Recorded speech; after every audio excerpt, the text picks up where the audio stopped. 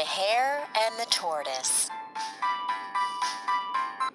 Once upon a time, a tortoise was walking on the road.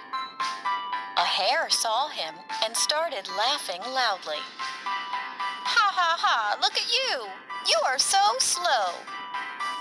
The tortoise got angry and challenged the hare to a race. The hare immediately agreed, saying, "Why not? I'm faster than you. I can beat you anytime." On the day of the race, the hare and the tortoise arrived at the starting line. The tiger waved the flag to signal the beginning of the race. The hare ran very fast, while the tortoise slowly followed behind. The hare was quite ahead of the tortoise in no time at all. He saw that the tortoise was walking slowly far behind him. The hare was so sure about winning the race that he decided to take a little nap under the tree. While the hare was dreaming, the tortoise continued walking slowly and went ahead of the hare. The hare woke up from his nap and saw the tortoise reaching the finish line. He started running, but it was too late. He couldn't reach there before the tortoise. The tortoise won the race. The hare started crying because he had lost the race to the slow tortoise. Moral of the story? Slow and steady wins the race. Arby's day at the zoo. One day, Arby went to the zoo to see the animals. At the entrance, she met one guard. Upon entering, she heard a loud roar. She turned around to see 2 lions in the cage. Moving forward, she came across 3 crocodiles who were sunbathing. Not far from there were 4 elephants taking a mud bath. They were a family with mommy, daddy, and 2 cute baby elephants. As Arby explored more, she ran into a big cage with trees. Jumping on the trees were 5 monkeys. Arby was hungry and sat down to eat in the zoo cafeteria. Opposite to the cafeteria were 6 peacocks. A little further, she ran into a pond. Swimming in the pond were 7 ducks. But near the zoo's exit was a dense area with many trees. Perched on those trees were 9 parrots. Just before leaving the zoo, near the zoo, but that wasn't all. On the other side of the pond were 8 turtles. Near the zoo's exit was a dense area with many trees. Perched on those trees were 9 parrots. Just before leaving the zoo, Arby saw 10 owls sitting on a single tree. She had never seen so many owls together. Amazed with the sight, she came back from the zoo and repeated the number of each animal she had seen. Grasshopper.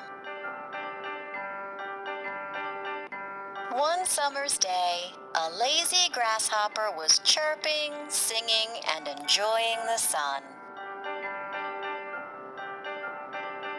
The grasshopper saw an ant working very hard to gather food. The grasshopper called out to the ant. "Stop your silly work and have fun with me." "No," replied the ant. "I am gathering food for winter. I suggest you do the same." But the grasshopper simply ignored the ant. The grasshopper spent the rest of the sunny days having fun. When winter finally began, the grasshopper couldn't find anything to eat. He searched for food everywhere, but everything was buried under the snow. He remembered the hard-working ant. He went to her house and cried, "I am hungry. I cannot find anything to eat." The ant felt pity on him. The ant called the grasshopper inside and gave him food. The grasshopper ate happily and promised the ant that he would never sit idle in the days before winter. Moral of the story? Be responsible and prepare for days of necessity. Baby, don't cry. Screeching, screaming, the baby cries. In a cradle on the floor, the baby lies. Mommy sings him nice lullabies, but the baby still has tears in his eyes. Hearing the cry, Daddy wakes up and opens the door. Smiling, he says, "Hey, little champ, your cry is louder than my snore." Mommy gets him a cute, soft toy, hands him a teddy bear to enjoy. But the baby doesn't cease to cry, be it daddy, be it teddy, or a nice lullaby. Then Mommy takes a look at baby's nappy and says, "It's wee wee, now I know how to make you happy." Once Mommy is done with the chore, baby smiles, sleeps, and cries no more. Once upon a time, Mother Duck was sitting on her nest. Her eggs she was keeping warm and doing her very best. So they would hatch and she would see ducklings so sweet. They all hatched but one who she did not get to meet.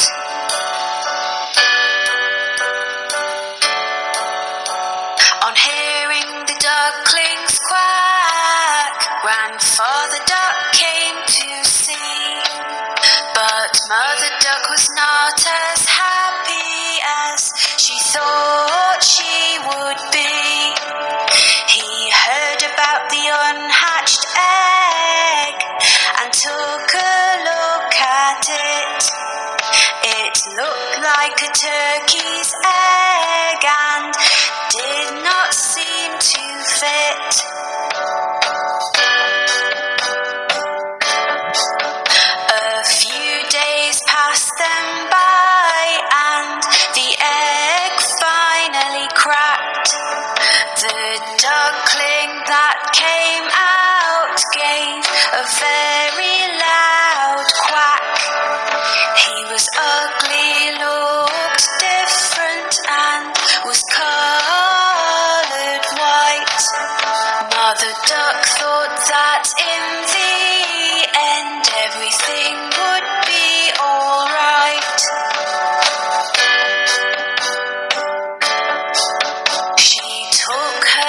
baby ducklings for a swim in the lovely lake. They all jumped in and made as much noise as they could make. The ugly duckling was swimming far better than the rest. He might look different, but at swimming he was the best.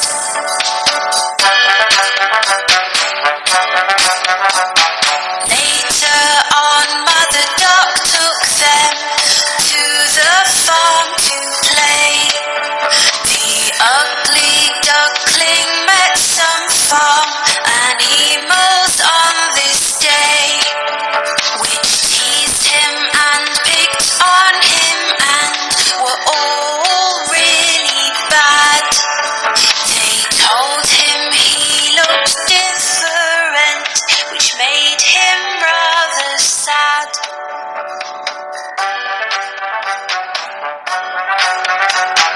Mother Duck was angry and felt that she had to say, "My youngest duckling swims so well, so please be on your way. In just a few days you will see he will look like the others. I am sure ugly duckling will be like his sisters and his brothers."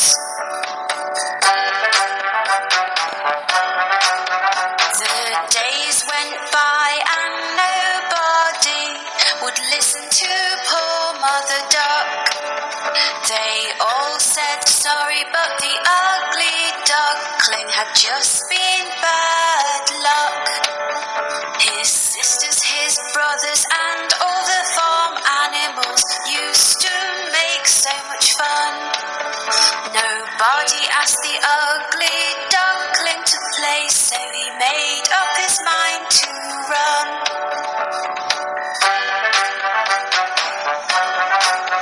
He was sad and did not want to go, but the others were so mean.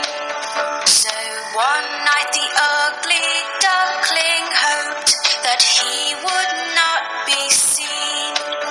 He ran away and fell asleep in a marsh which was muddy and so black. He was alone and very, very sad, but he did not want to go back.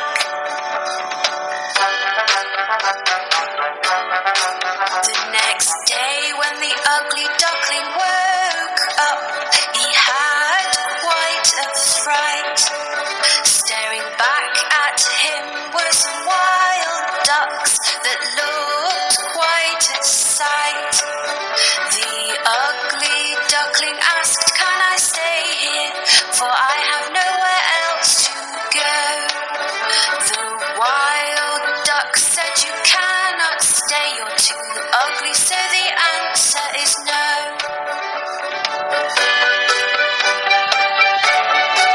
The ugly duckling was very upset. "I have no friends," he cried. It started to rain, so the ugly duckling ran to find a place to hide. He found an old house with a porch by the door, which was nice and dry. The ugly duckling stood under the porch and had a little cry.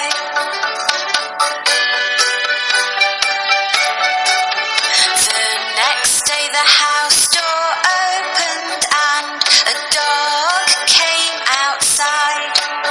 He barked and chased the ugly duckling, who had nowhere to hide.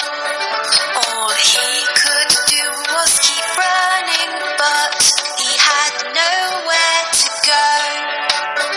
The ugly duckling was so scared he had to run fast and not slow.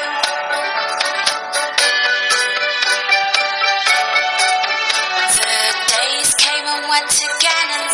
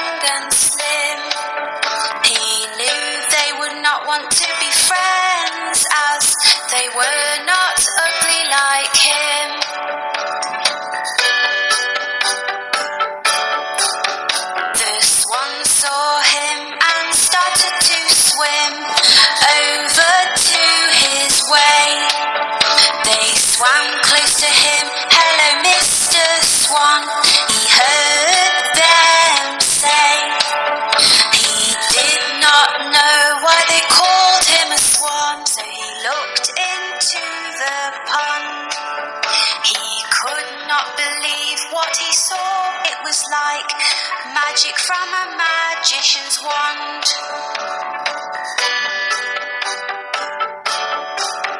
Looking back at him from the water was a swan so white. The ugly duckling was gone and left this beautiful sight. I am not ugly anymore, I am beautiful, the ugly duckling cried. The three swans were happy to be his friend, and he joined them with pride. The ugly duckling now had friends that loved him at long last. He was as beautiful inside and out, and now could forget his past. The four swans flew together